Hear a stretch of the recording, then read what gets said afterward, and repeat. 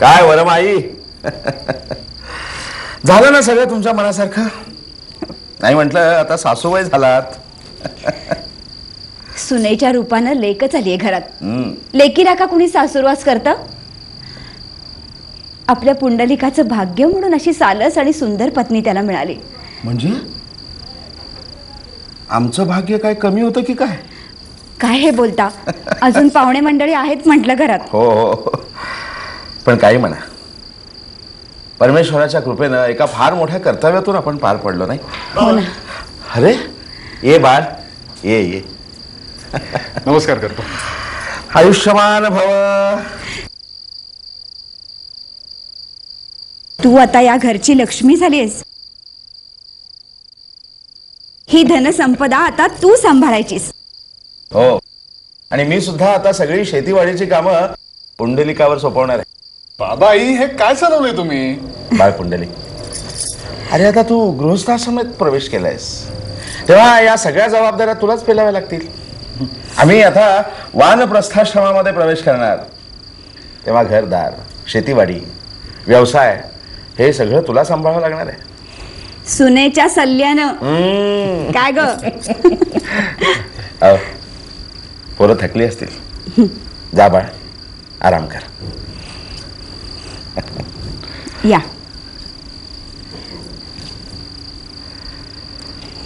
कसा लक्ष्मीनारायणासारखा जोडा शोभतोय नाही? हो,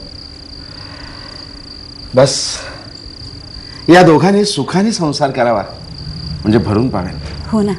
आणि हो, नाही म्हटलं पुंडलिकाची काळजी घ्यायला त्याच्या हक्काचा माणूस आला आता, तेव्हा तुमची जबाबदारीतून सुटका झाली काय? छे छे, अहो तिला बिचारीला अद्याप काही ठाऊक सुद्धा नाहीये. जरा रुळू दे तिला घरात. आणि म्हणून माझी जबाबदारी संपली असं होत नाही काही. ते कसं? चला चला, जेवायची तयारी करते. तुम्ही पाहुण्यांकडे बघा जरा.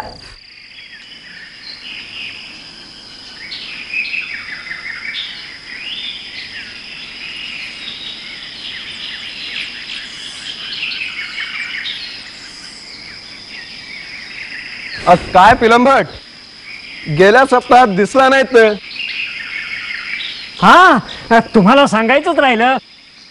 तीर्थाटनाला गेलो होतो, रुद्रकेश्वराचं दर्शन घेऊन आलो. हो, आणि गेलोच होतो तर इतर नगरही पाहून आलो. साहेबांनी दिलेली बिदागी संपून आला तर.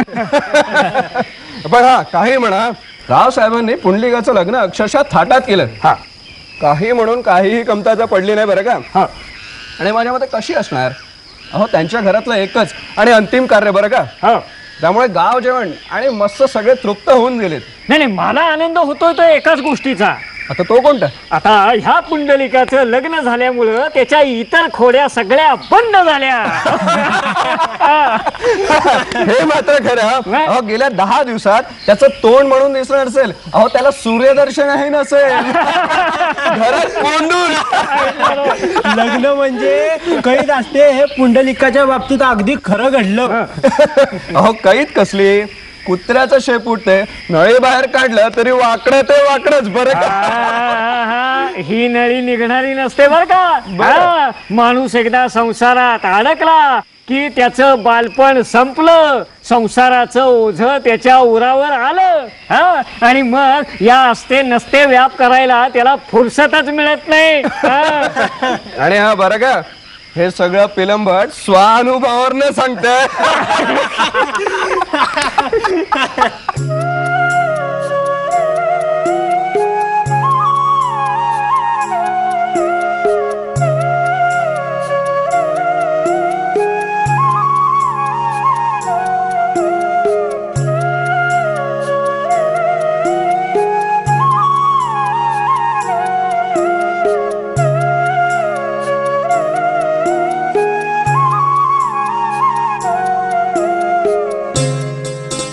आम्हाला बघून एवढं लाजायला काय झालं? आमची नजर तर लागणार नाही ना? छे, काहीतरीच का बोलताय तुम्ही? हा साज शृंगार चाललाय तरी कोणासाठी? ईश, कुणासाठी म्हणजे काय? हा काय प्रश्न झाला? आमच्यासाठीच ना. मग आम्हाला डोळे भरून पाहू तरी द्या एकदा.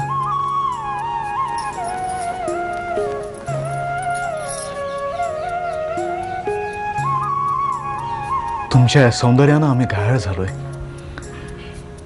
ह्या चेहऱ्यावरून दृष्टी हलवू नये असं वाटतं. असं बोलून कसं चालेल बरं? मग शेतीवाडीची कामं कोण करणार? ती होत राहतील ग, पण स्त्रीच्या सौंदर्यात इतकी मोहिनी असते हे आम्ही पहिल्यांदाच अनुभवतो.